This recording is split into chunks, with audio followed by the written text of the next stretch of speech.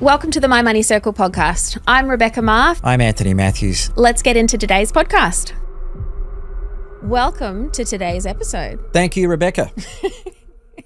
We are back to talk today about something that I have been thinking about and that I thought would be really helpful for everyone. It'd be good for us to have a chat, and that is how to prepare for hard times. Something that we all go through that's probably top of mind for a lot of people at the moment.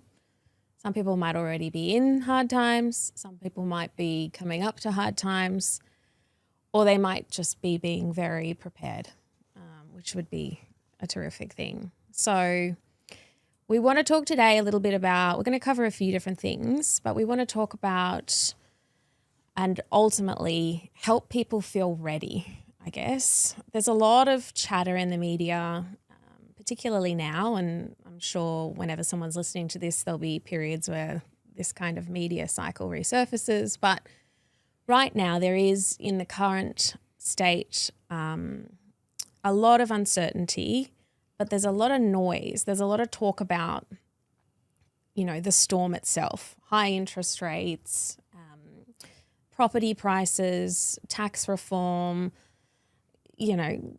cost of living in general, disruption to career and employment with AI.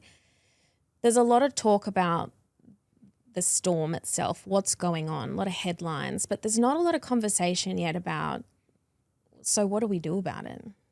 How do we help people prepare? How do we get prepared? What conversations do we need to be having with ourselves, with each other, with partners, employers, etc. So I just think, and I've noticed that there's a lot of that, okay, this is happening, that's happening, the other thing's happening, but everyone goes home and sits down on the couch and thinks, well, okay, but now what?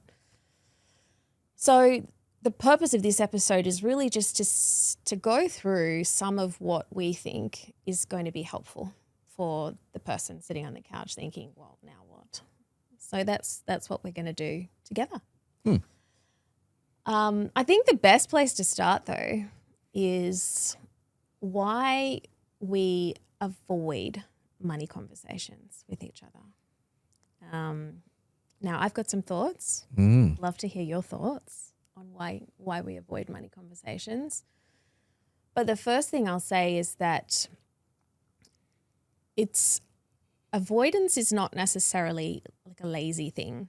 It's not like we are trying to avoid the conversation that we know we need to have when we're in a difficult spot. We want to have the conversation, but there's a part of our brain that would rather not. And when you look at the science around avoidance and money, it's really quite simple. It's actually quite a rational response to what is short-term discomfort. Your brain is thinking, this is a horrible, painful experience. I don't want to go there. I don't want to have that conversation. And it's weighing it up against some sort of distant potential downside that's not really clear yet. So at the end of the day, why would we do a hard thing and have a hard conversation when we're not even clear on what that downside looks like? So discomfort wins and we don't have the conversation. So that's the mental gymnastics behind it. But I guess there's a lot of other factors at play, and I'm going to list a couple of them and then I'm going to throw to you and get your thoughts. One is there is often a fair bit of emotion tied to not wanting to have the conversation. It might be shame about the situation or the decisions that got you there. It might be there's partner dynamics at play as well. So depending on who you've got to have the conversation with, some people feel and think differently about money to others, and then the way you try and come together and to meet to discuss the hard thing can be a challenge or full of conflict. There's also lots of intergenerational, money scripts at play. So how you were raised, probably you went through some hard times, or your parents did, and you watched what happened or what didn't happen or transpired through that particular period of time as well, and how your parents handled it and how you were part of that can leave an imprint on you and help create some scripts about how you think about money and having these conversations yourselves. And then it's just difficult when we look at, where we are now and possibly where we thought we'd be at this point, and that can be quite confronting for some people. So this sort of comparisonitis, not necessarily against each other or against other people that we know, which is typically what people think when we think about comparing, but it's also comparing the version of our life and ourselves and where we're at now to where we thought we'd be now. And that can be a really hard thing as well to sort of reconcile. So there's lots of reasons why we avoid money conversations. But what do you think are some of the reasons? Well, and what's your experience? Come on, share. what an enormous range of go issues deep. you've brought up there. I think the overarching one that comes to mind before we dig in is what my grandmother told me many years ago when I was a very young man trying to work out what I should do. And my grandmother said, well, Anthony, the life you'll lead will be the one in which you didn't have the conversations you should have. I've always, the many things my grandmother said. Another one was, it's just as easy to fall in love with a rich girl as a poor girl. So only hang around with rich girls. So you can take my mother's wisdom for what you like, given those kinds of pieces of advice. The interesting part to me is just how much effort we put in the workplace to these conversations versus our own private and personal lives and particularly our relationship with our partner or spouse. I can't even remember the number of different workshops we'd have and prep for annual remuneration discussions and remuneration outcomes and promotion discussions. Those discussions in a corporate world and government world take an enormous amount of time, and there's a lot of precision in it and there's a lot of preparation. And then there's various other stakeholders that can come and check the outcome and, sorry you didn't get that promotion. Here's what we can do for you. Oh, you've got this promotion. Here's the pay rise. But society gives us almost no tools to have that discussion with our significant other or our family. Yep. So that's the first thing, and I think we can get a balance right in that.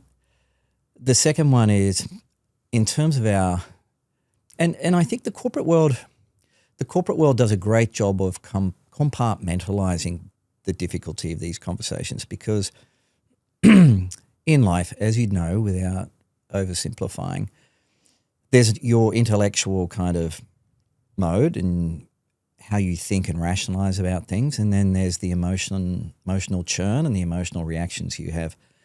Some people, they're very interlinked, and other people, they're quite distinct.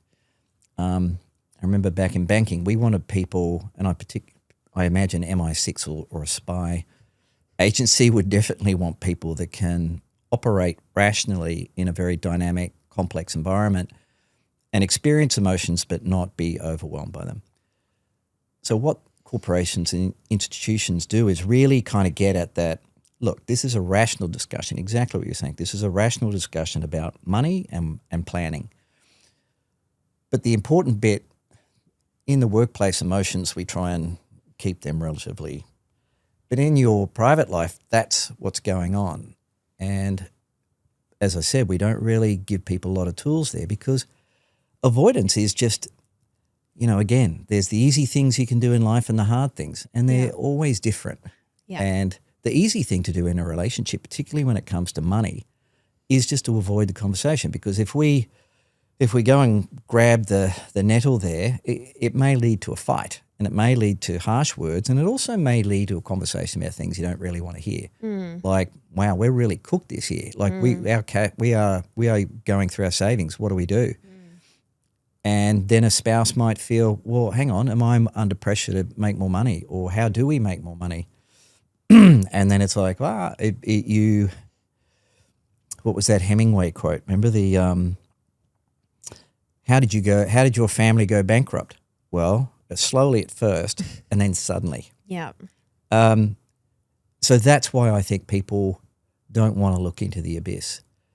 So what we're here today is really to kind of step back and go, look, let's try and come up with something between what I talked about, how corporates and organizations deal with it and how we can deal with it in our personal life. And that's by getting a little bit of structure and getting some planning. Yeah. And I think that's the important point, which bridges to the next point, which we start talking about what to do. And that's that often in hard times, even before things are necessarily going bad, you know, but we're thinking about the risk profile of things going bad increasing. A lot of people get stuck in analyzing what's going to happen exactly, you know, and can they get ahead of it? So, you know, and that might be taking a macro view, like trying to figure out, well, the bond market's doing this, the share market's doing this, interest rates, what's going to happen there? Like how many rate cycles are there going to be? And instead of, and that really can be frustrating to people because they can't get an answer. When the answer is, well, you're not going to necessarily get an answer on what's going to happen exactly next. Right. So that's a frustrating state to stay in when in reality, we just have to sort of sometimes step back from trying to figure out what's going to happen and get ahead of that. And then it becomes less about what we know in terms of where our level of literacy sits or, you know, our level of interest in that kind of analysis sits, and more about what's in our control and what can we do that sits in the household side of things, in our personal finances side of things, in our behavior and our mindset side of things that will allow us to, you know, start getting prepared, whatever happens. Yep. So the first thing that typically needs to happen is we need to step out of the avoidance of having the conversation and into having the conversation. Now, there's 4 kind of conversations that every household needs to have when we're looking or talking about preparing for hard times. I'll just list them out first and then we can sort of talk about them a little bit. But one is the partner conversation. One is a family conversation. Now that might be with adult children if they're in the mix, or with aging parents if they're in the mix in terms of how we're managing or supporting family members with finances. Or it could be with young kids if a decision's made to do something different about how things are currently going at home. The third is the employer conversation potentially, or business or work-related conversation. And then the last one is a conversation with yourself. And we'll leave that one for last because the sequencing of these conversations is almost as important as what they are themselves, because if you haven't had a conversation with your partner as a starting point, you really don't know where the buck stops in terms of what you're prepared to do, sacrifice, change, you know, alter about things. You need to get on the same page one way or the other.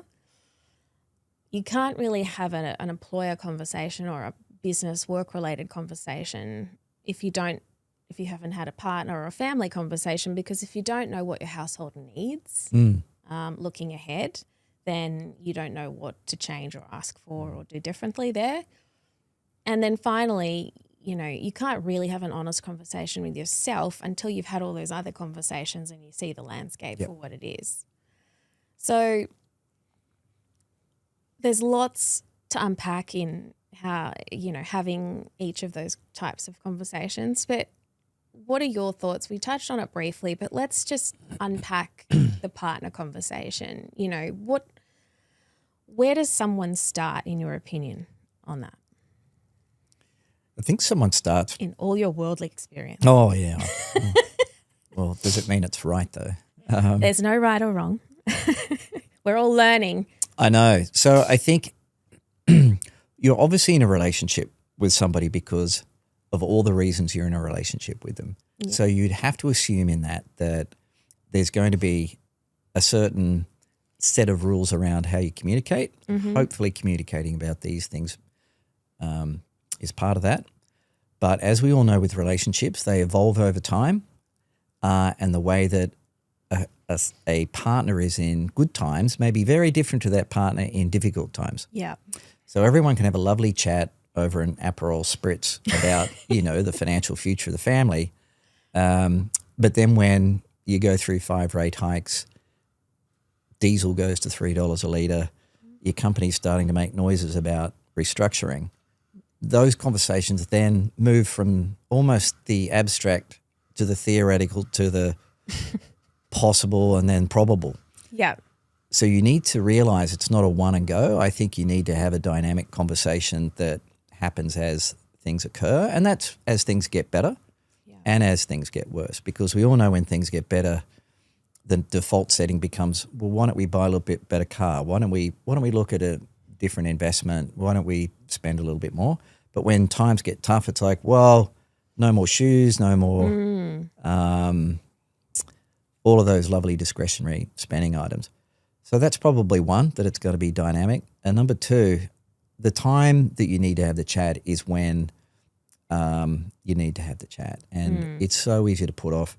I remember back in the day when, you're starting to, you're in that twilight zone between getting out of, your younger years, and then you get responsibilities and children are around the corner. And then suddenly we used to get the mail back in the day, but my credit card statement would arrive and I'd just get that letter and slide it straight in somewhere where So you're not a mail opener. No, not a mail opener. And that's avoidance again. And then because when I opened it back in the day, and when you first start living together or getting married, you're opening it up and you're like, oh, I think the credit card this month will be this. And you open it up, oh no, hang on, there's somebody else in the relationship now, and particularly on the credit card. And now you see all these other charges and you're like, I think we need to have a very, very clear chat about what you're spending here. And then you're like, actually, no, that would be a very bad idea to have that chat. So again, it just gets slid into the file. But and then as you get older, I always assumed life would get easier. You get paid more, you're paying your house off, kids are at school, happy days. But no, it gets more complicated. And the things that make it complicated are the unexpected. Sick parents, moving, due to a job or illness. It's these, the exogenous shocks that come in and no matter how good your plan is, you get buffeted. Yeah, it's the life that happens around the financial plan. Yep. That's the thing that, I mentioned before, comparing your life to what you thought or your finances, they're one and the same. It's all a big bucket that's moving in one direction. But comparing it, where you thought you'd be at 25, 35, 45 versus where you are, the one thing that a lot of people don't think about when they're making a financial plan, whatever that looks like to them, whether they're working in their own spreadsheet or they've got an advisor or they're talking to someone or working with someone in some way, is that it's all numbers. Yep. And it's all projections, and it's all based on assumptions, grounded in past performance and reasonable, reasonableness. But at the end of the day, it doesn't factor in the timing of when you have family necessarily. I mean, some potentially have gone to that level, but for most people, it doesn't factor in the timing of life's major There'll be a range. events. Maybe, let's think about that in 4 to 5 years, or let's think about it in 6 years, or let's go for it. And have our kids early and pay everything off. But then that can change too. I mean, I can speak from personal experience. Like I had planned to have children in my early 30s and ended up having them at 26. So 5 to 6 years difference or differential from when you planned to have something like planned a major event like that, which has an impact on income, borrowing capacity, the time and rate at which you purchase assets, the ability to pay down debt makes a big difference. Yep. So I think those are the things. And did you jump in and plan right away, being a good financial advisor? Of course I did. Did you? I got straight into course correcting. But but so I think things in my life, whenever anything weird, like, wow, I moved cities and moved countries and changed jobs. And I think I'd always, every now and then I'd be like, whoa, get a bonus or you get a pay rise or something, and I'd sit down and open Excel up, and I would do a cash flow model of, what's going on, but I wouldn't call it a plan. And it was always those times I discovered that the person most that you could lie to the easiest in life, and I know that's kind of a bit of an egregious statement, but the person that's easiest to fool is yourself. Yeah. And I'm like, well, that doesn't look so good, so how about I assume this happens and that happens and that happens? Oh, now the final number there has finally turned black.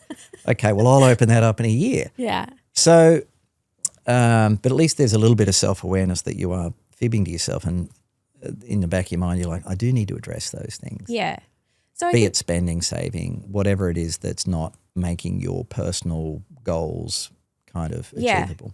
Well, we'll get into the personal one at the end, but I think so with partner, it's always difficult. Like it doesn't matter how good or how strong your relationship is. If you're coming to have a hard conversation, it's a challenge. Like I've been with my husband now for 19 years, and I've learned many things over that period of time about what to say, what not to say. I think we all know those kind of rules very well. Well, I stepped there and the landmine didn't go off, so that's a safe space in our relationship. I might try here. But you only learn by stepping on a few, right? You have to wear those big Iraqi blast suits sometimes when you go in for these conversations. Yes. And there are general rules of engagement for partner conversations, some of which we can probably share each. And then there are the rules that you have to learn by stepping on a few landmines, because those are the ones that are relevant to your specific relationship. And I think one of the lessons we can talk about here with partners is if you don't bring it up with each other, the universe will bring it up for you.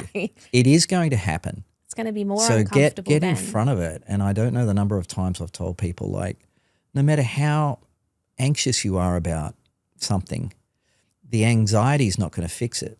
Yeah. Get in front of it. And although a couple of people have had very successful careers that I've known by ignoring things, and they somehow work out. Yeah. But I think that's the exception, not the rule. Yeah.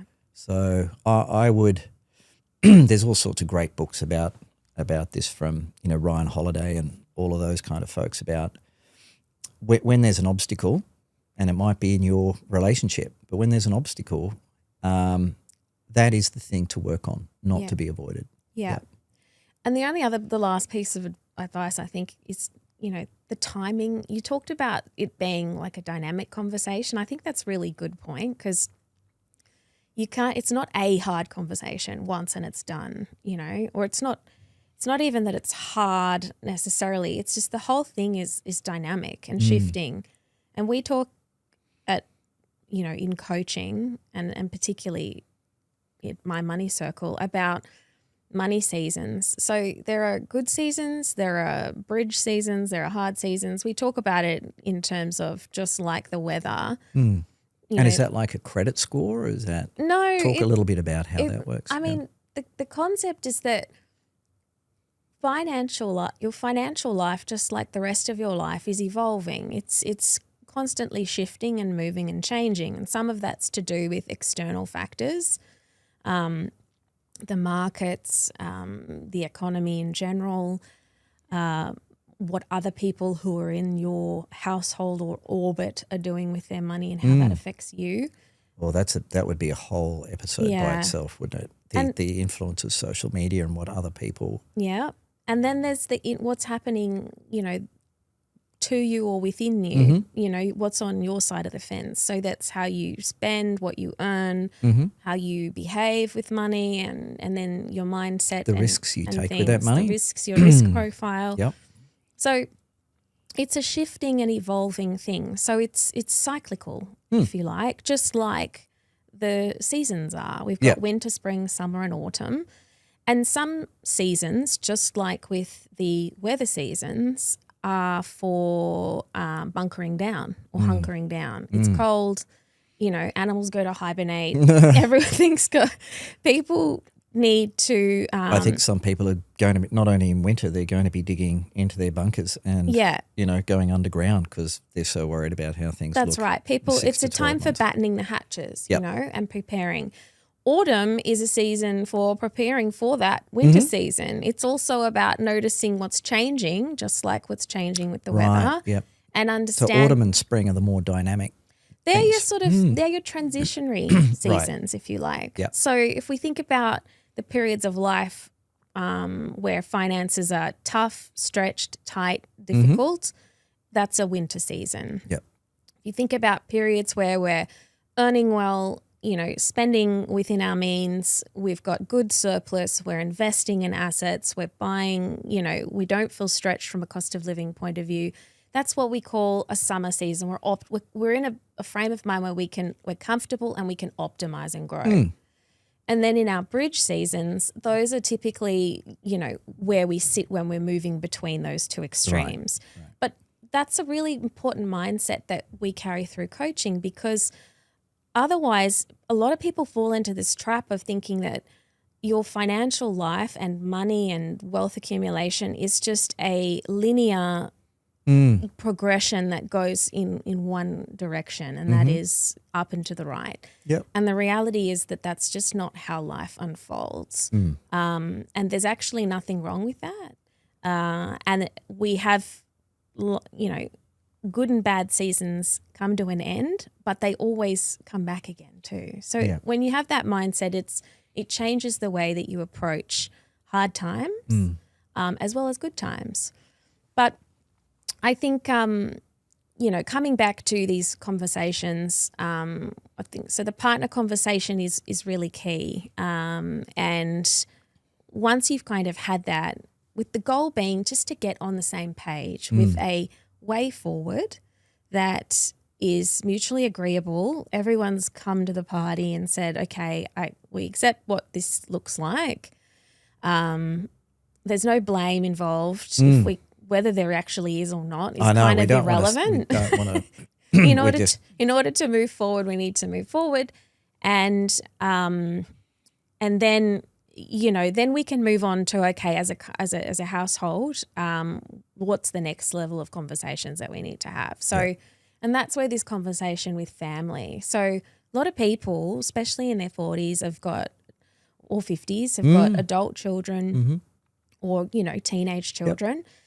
And they've got aging parents. And so there's a range of different financial circumstances there, and the level at which people are helping out those two parts of their extended family. So hard times sometimes call for hard conversations around the level of support in the short to medium term that you can continue to offer. And I think that's a difficult conversation to navigate. Well, there was a great article in the Wall Street Journal I was reading yesterday, and it was exactly on this. What's happening in the US at the moment, and it's going to it probably has been happening in Australia, but potentially with this budget change, it might happen a little bit more. They're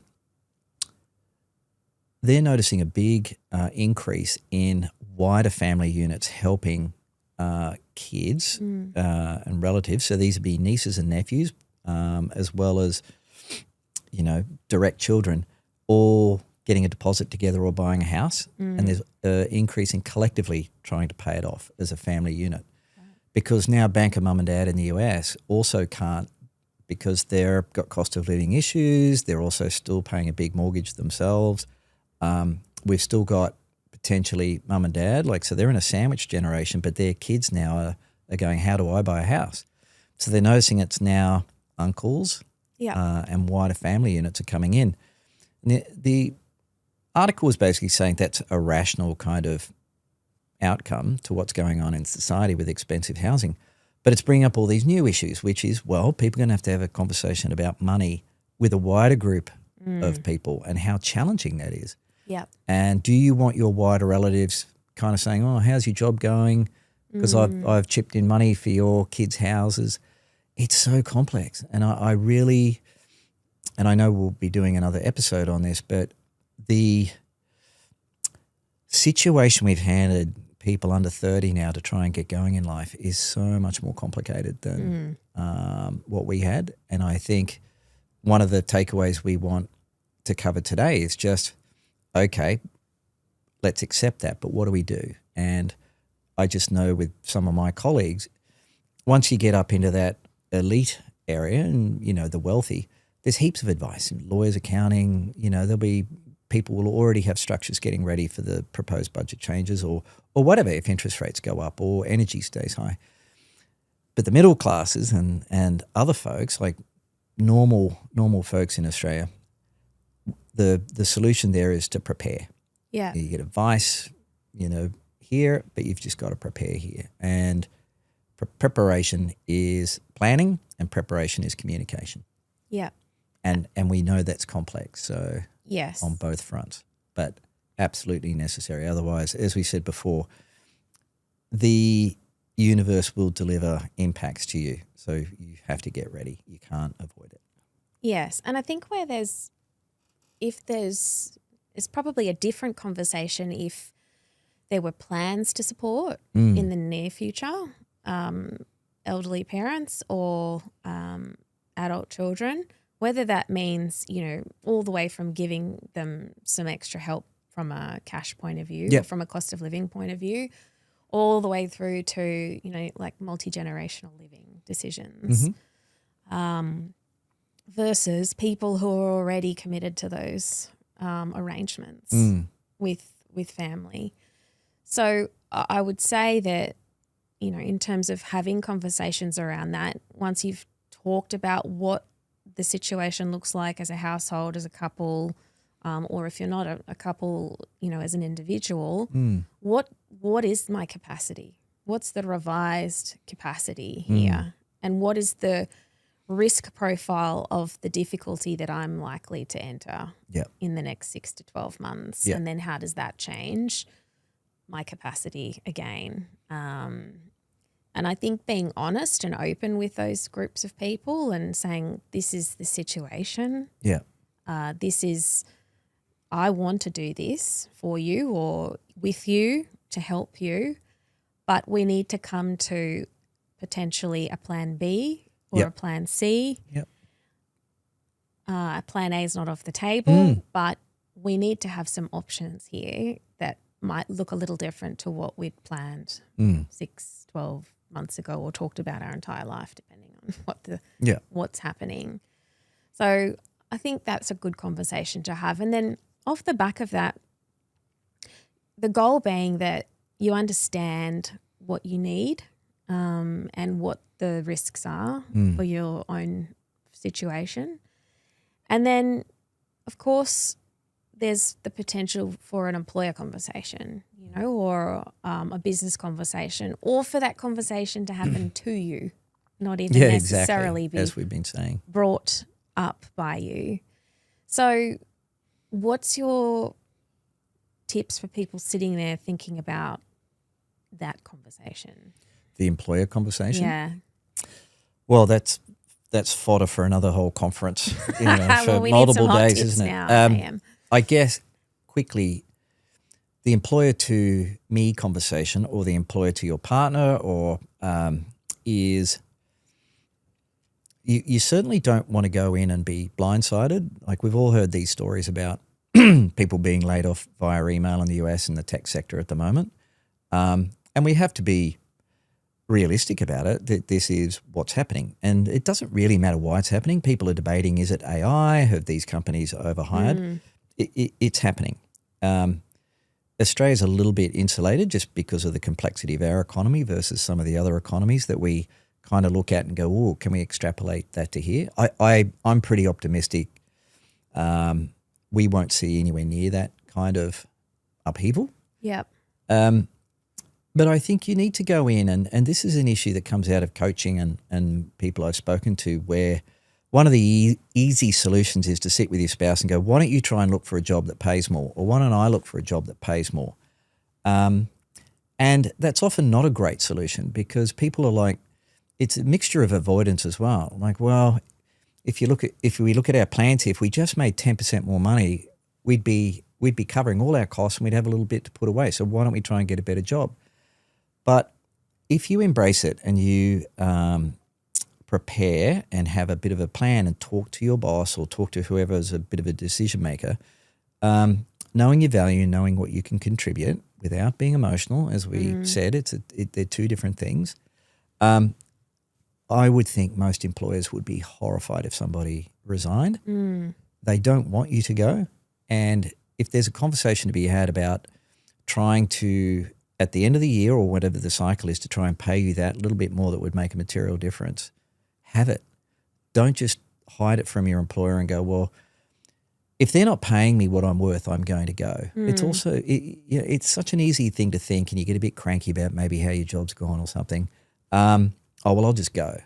No, there's been a lot of effort put into hiring people. There's a huge cost at replacing people. And if you're an important person, or even if you're not a specialist in an area, turnover's a very, very, it's a category 1 problem companies want to avoid. So just have that conversation. Mostly you'll be pleasantly surprised. Yeah. The second thing is well, that kind of covers both, I suppose. But the second thing is you don't want to be in a situation of just being arbitrary either way. You don't want to just quit, I don't think, for a better job, because you then have to learn a new job. You have to meet all the new people at the new company. And if you can achieve that objective by staying, why wouldn't you do that and try, and then you're going to save yourself the years it would take to get your reputation built here, to get a promotion, whereas here you're already there. And if that conversation unilaterally comes from your employer and it's bad news, well, there's no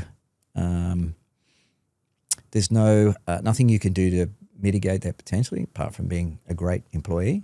But it's having a plan again. Yeah, so absolutely. that's where I'd say I just encourage people to be as open as you can. You don't want to go in every week with an update to HR and your boss going, well, here's how I feel financially this week and here's how my marriage is going. Yeah. No, but at a timely moment, I would definitely, if you're thinking from a financial anxiety level, we know 2/3 of people in Australia at the moment are suffering material financial anxiety. Don't just reflexively leave, or don't push your spouse to get another job or a different job. Try and address it with where you are. That's the best place to start a journey. Absolutely. And then if you're in business, we are a country of small business and solopreneurs, people who are freelancers, that kind of thing. It's a similar situation, but I think coming back to the concept of this episode, preparing for hard times as someone who's not got a steady paycheck and who is navigating the business landscape, and which is highly sensitive to all of the macroeconomic factors and things like inflation and cost of living. I think the advice there is the same. You do have to be across your numbers and be looking at your expenses and be looking at, just like a big company would, what's your runway look like, as an individual? Like, what is your cash at bank situation, and how many months could you survive as a small business or an individual without any business if there is some quiet periods, and have a plan B for that and have a plan C for that, and be looking at ways ahead of those situations coming to fruition that sets you up, or at least can create some additional income streams potentially. Yeah, and that's where, one of the beautiful things humans have invented is relationships. And if you can form a great team with your partner and with your kids, like, that's nirvana. And look, some people will say, well, that's ridiculously idealistic, and maybe it is. But if you can approach things as a team, that's the ideal. It's so much more powerful than, telling your partner everything's going to be okay, and then you're lying in bed, irradiating anxiety, or getting up at 2:00 in the morning going, we've got a problem here. Yeah. So, yeah, I think it's a difficult conversation, and it's very difficult to plan. And we've said, once you have a great plan, something's going to happen to make your plan look silly. Yeah. but just do it. And the anxiety reduction you get, and you'll sleep well at night going, do you know what? I faced the scary thing that was hiding under the bed. I got down and looked under there with the flashlight, and it's not there anymore. Yeah. You know, it may still pop back in a different form, but I think it's worth it. It's worth tackling the obstacles in your life head on.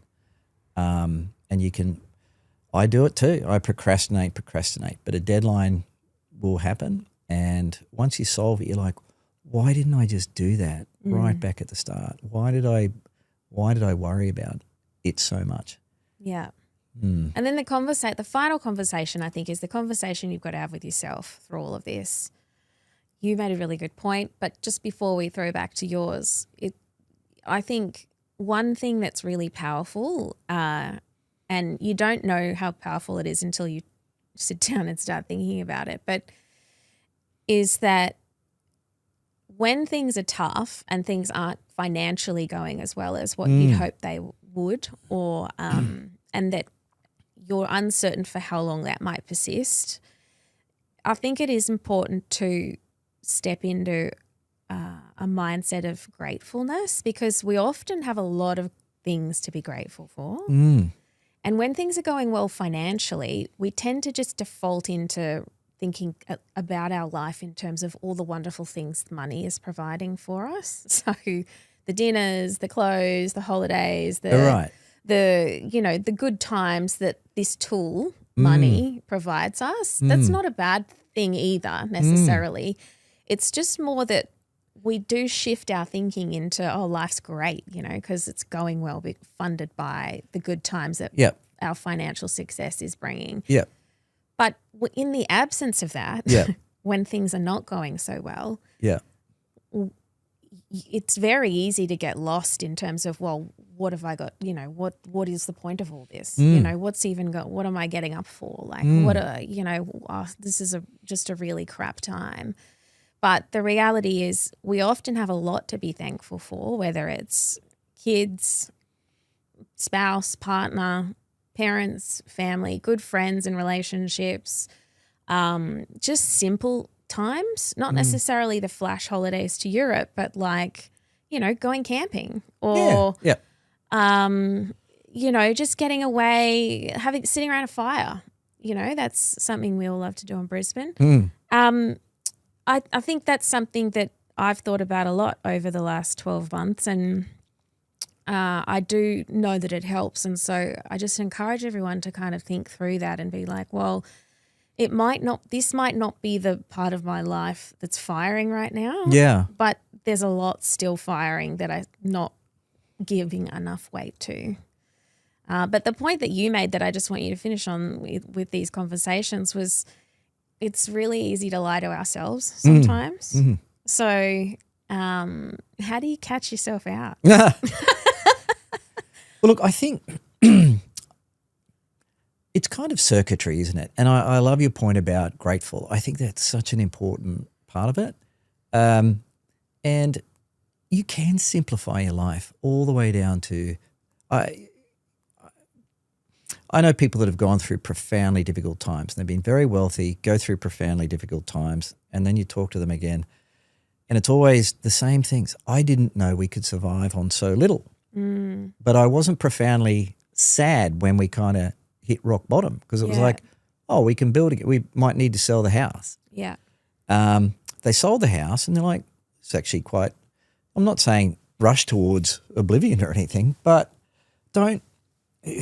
there's no need for panic. Australia's easily, I think, one of the best nation states humanity's ever set up in terms of the balance of the welfare state versus trying to have entrepreneurialism and a free capital market and a democracy. So, like, even getting out of bed in the morning, that's a huge plus that arguably 95% of humans don't have when they get out of bed in the morning around the planet. And then I think the second thing is, when you're grateful and you try to reduce the anxiety in your life, and I know there'll be psychologists or psychiatrists will be like, that was a load of codswallop, but I think what you think about is who you are. And what you do is who you are. And what what you're like when no one's around is you. So if you're constantly anxious and if you're constantly worrying about things and if you're constantly like, I'm doing okay at the moment, but what if my boss fires me next week? No one wants to live like that. And secondly, that is what you will radiate. So I think if you start having, and it's not just having positive thoughts and being Pollyanna, but it really is being grateful for things. And I agree with you. Just having a fire in the backyard is one of life's joys. And a friend was selling their house up where I live, and they're like, oh, look, we're going to demolish everything. But would you guys be interested in having a native bee nest?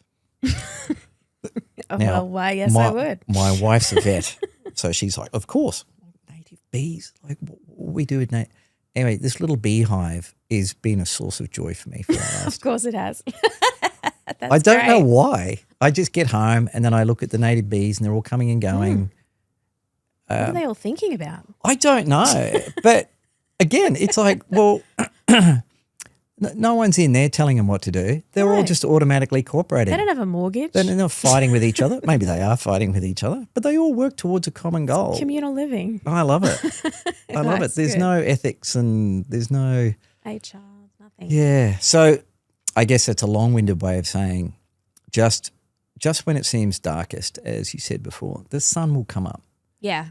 And all I'm saying is the sun will come up a bit earlier if you've just if you've formed a team with your family. Yeah. And you've got a bit of a game plan. Yeah. Now, of course, what was that Mike Tyson one? Everybody's got a plan until they get punched in the face. Yeah, that's right. So exactly. That's what life's going to do to you. But have a plan. Yes. And again, I think separate episode, but this is where I think we're going to come full circle, and everyone's very AI excited at the moment, and everyone's going to have a chat bot and everyone's going to have an agent. But I still think in the next wave, it's going to be, I've talked to all my chat bots and I've got a lot more knowledge, but now I want that human connection. And I would strongly urge people, whether it's dating or whether it's whatever realm that is a focus for you at the moment, go for the human option, not the digital option. Go and walk in the park or strike up a conversation with somebody at the supermarket. I think we need human connection now more than ever. And there's a lot of very big interest trying to segregate us into digital channels, whereas we should be, maybe it's not human 100%, but let's get the balance right. Yeah. Well, let's try and wrap in a little bit of a practical preparation for people too. So we've talked about what, why we want to avoid these kind of conversations and planning around it. We've talked about what kinds of conversations and with who we should be having them. I think in terms of a practical toolkit for preparing for difficult periods, winter seasons, let's call it, there are a couple of things that you can do, and we can talk about these a little bit just quickly together. But I think the first one that I always suggest is doing a buffer audit. So you can people call it an emergency fund. Realistically, we're just talking about a pool of money that is going to see you through a difficult time. One thing that I think is important for that is not necessarily to think about it in terms of a dollar amount. So, some people might say, oh, I've got 50,000 saved. Some people might say, well, I've got 8K saved. And they're both equally confident about those two numbers, even though they're vastly different numbers when we talk about that being the source of funds for surviving a hard time. So the number is kind of irrelevant. What's relevant is the period of time that it supports you for. And for that, everybody is different. So someone might say 50K, I'd be more interested in, okay, but how many months or weeks does that support you for? So if you've got a $15,000 a month outgoing, then, if you've only got 8K, then suddenly that's not so impressive. So it's really about honing in on, instead of how much money you've got, how long does that actually support you for? And is there a accepted kind of metric for that, or is it horses for courses? It's Should you have horses 6 for months or courses. 12 months? I mean, it's good to start with a benchmark, so people have some North Star, and for that, a lot of people say 3 to 6 months. Yeah. But, it really is horses for courses. It depends on also what it's funding, Yeah. right? Like an emergency fund that's there to fund a broken dishwasher and a spare tire once a year is very different to an emergency fund that's there to support a family of 4 for 12 months. I know, but it's very easy for us to sit here and say it, but you read all these statistics in the US, it's something like 50% of people would not be able to pay an unexpected $400 bill. Yeah. And I know in Australia, there's when you look at the average savings balance, it's quite low, and people would say, "Well, I guess I'd have to put it on the credit card." Well, it's quite interesting. To me, I think there's a lot of financial stress out there that's kind of doesn't surface, and when people do surveys, people might not want to tell the survey person what their reality is, for example. Yeah. So, I think it's another one where like, oh my goodness, I'd be deliriously happy if I got 6 months of savings. Yes. How do I get that? Yes. Well, there's a process to doing that. Yeah. But in terms of the preparation, that's sort of what we want to have as a backup. The next one though, talking to your point about I don't have anything. I can't even pay a $500 bill as a start. If that is the starting point, then on the road or in parallel to building a buffer, the next thing that you really do want to have prepared is an expense triage. So I call it a crisis budget. Okay. I've had to do one a couple of times in my life. We've all lived through a few of those. And essentially what you're doing is you're looking at your expenses, and this assumes you have a budget. So if you don't, start there, mapping all your current expenses. But if you've got a map or a sort of a plan of where your money goes, it's looking through that and saying what here is fixed and what is flexible. Yeah. And then if and when and hard fixed times. as in like it's a bill. It's a regular bill you got to pay. Something that, and flexibles, you choose to spend it. Yeah, fixed is typically an ongoing fixed, i.e. not variable or not fluctuating commitment. It's a commitment that's there. The flexible spending is discretionary. It's not there unless you physically want to spend that money. Right. Doing the triage exercise is really helpful because it just gets you oriented to this is our cost of living where we've got flexibility and discretionary income. The crisis budget or the audited budget is this is what we need to shrink to in the event that one income disappears, one income falls by 50%, both incomes disappear. Like where are we going and where can we get to as a bare minimum, and for how long then can the one income or remaining income plus our buffer support us for? So that's really your cash flow preparedness plan for this sort of period. And doing that income dropping exercise is painful and like really key, like really horrible ahead of time. But there are lots of times where people prepare for that intentionally, like when you're having a baby, for example. I mean, that's just par for the course. And it's, you adjust your cost of living and look at your financial commitments to support someone while they're on maternity leave. So instead of thinking about, doing this exercise as though someone's lost their job, you can kind of say, look, it's just an exercise and stress test the cash flow in the household. Well, for some perspective on how hard it is, I know bankers and corporate finance people who are coming up to retirement and thinking about retirement, no idea what income they need. Yeah. How many assets do I need to fund that? Well, if I only get 3% on my assets, hang on. I can't pay. So it's really interesting to begin that journey. And so many people go, I'll just put as much as I can into super and I've got an investment property, and when I turn 55, I'll open my tightly shut eyes and see what it looks like. Yeah, exactly. I'll just wait and see. Yeah. The other thing that's really helpful is having not a detailed plan, but a rough idea of what you might do sequentially and when. Yeah. Yes. When you get some bad news or when things do take a turn for the worst financially. And that's just thinking through things like, okay, well, the expense situation, assuming you've gone through that, well, then who you'd need to call and what you'd need to do. Yeah. Put this on hold, cancel this. I need a freeze on my premium for Right. 6 months. Right.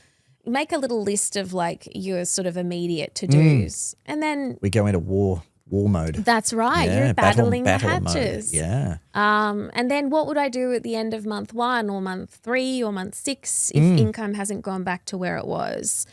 Who might I reach out and chat to Yep. see if I can pick up some contract work? I've got Yep. some extra hours. Yep. Like what would be my initial plan for using my network or whatever to try and establish some income again? Thinking through that kind of thing ahead of time or ahead of the stressful situation that you'll be in is really helpful because you're relieving the stress that you're going to be under in the future. Yeah. I mean, when it happens, it is really difficult to think through sequentially what you should do. You really don't want to be doing hard numbers during those times alone, and there's enough probably hard conversations going on without having to add all of that extra pressure. So it's not a pessimistic thing. A lot of people think, oh, but God, that's so pessimistic. Why would I think about all this stuff, horrible stuff happening, losing I'm going to die jobs. one day, Rebecca. Yeah, like why I don't would wanna I think plan about, financially? Why would I plan for interest rates being like 8%? God damn it, I'm not going to do that.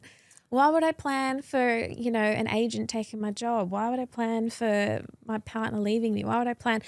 It's not a plan. You don't spend your whole life planning for the worst, but you're planning for the risk of something happening in the next 5 to 10 years. And that risk profile changes year to year. Like that's all that there is to it. And you do it or you don't, but doing it gives you a level of preparedness that will serve you incredibly well when you get to those moments. It doesn't have to be. I'm just thinking about it now. The times that we've had these chats, and we've been together for 20 years,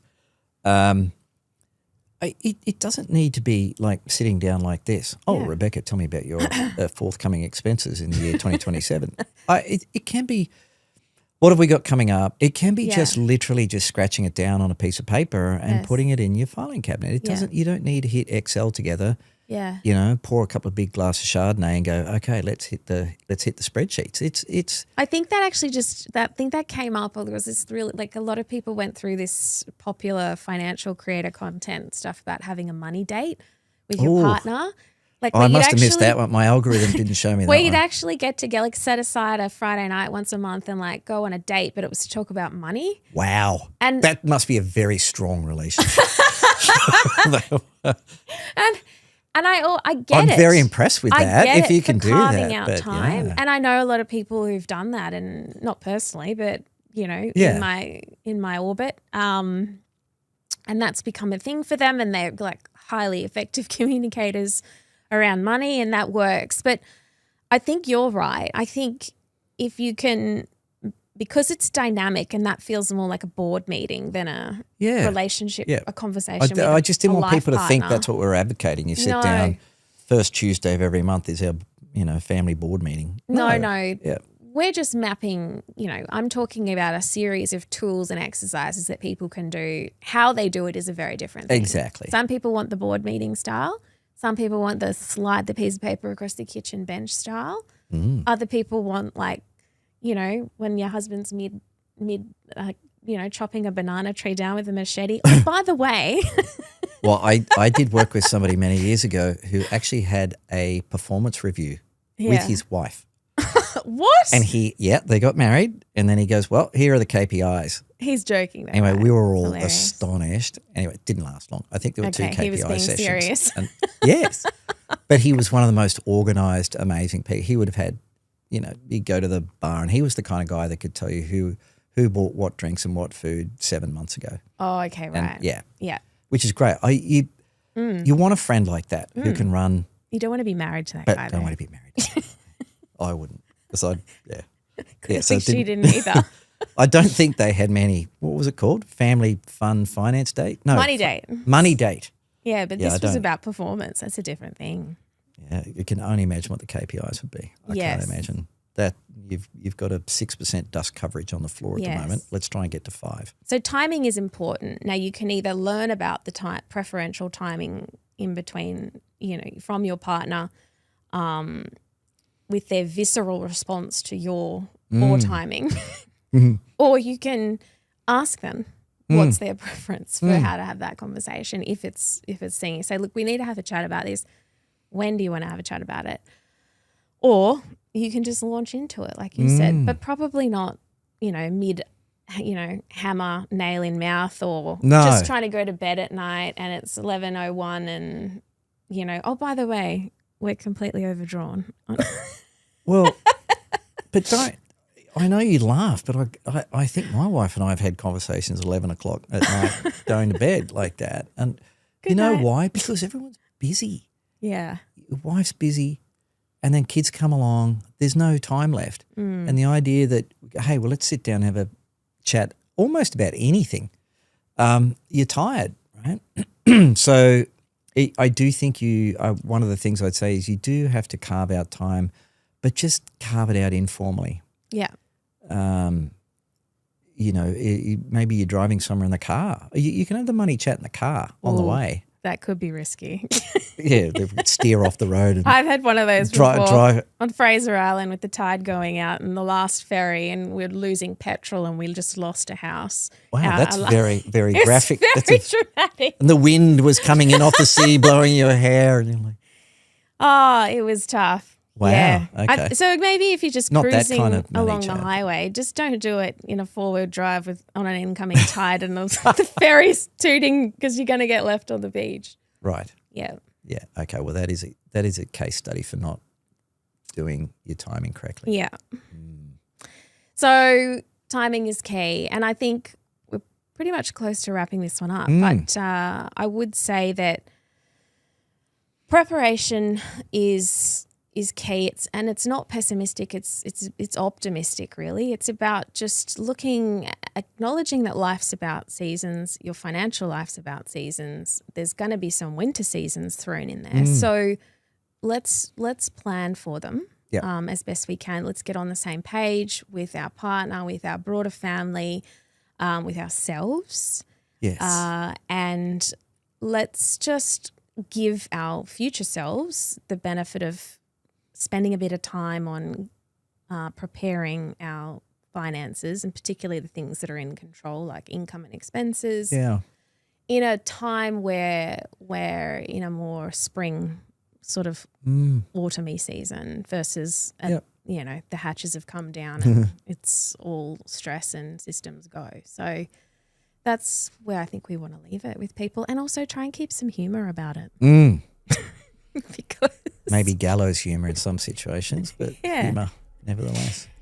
So we'll leave it there, but good episode. Good. Thank you, Rebecca. Insightful as always. If you enjoyed this episode as much as we did making it, definitely follow along, and I'd love to see some questions. As you can tell, there's no shortage of us giving very long-winded answers to whatever intrigue and drama that you have going on in your life. So drop it in the chat, we'll engage, and we'll make everybody happier and wealthier. My Money Circle is a corporate authorised representative of Novus Capital Limited. The information provided on this podcast is general in nature and does not constitute financial product advice. For personal financial product advice, please consult a licensed financial advisor.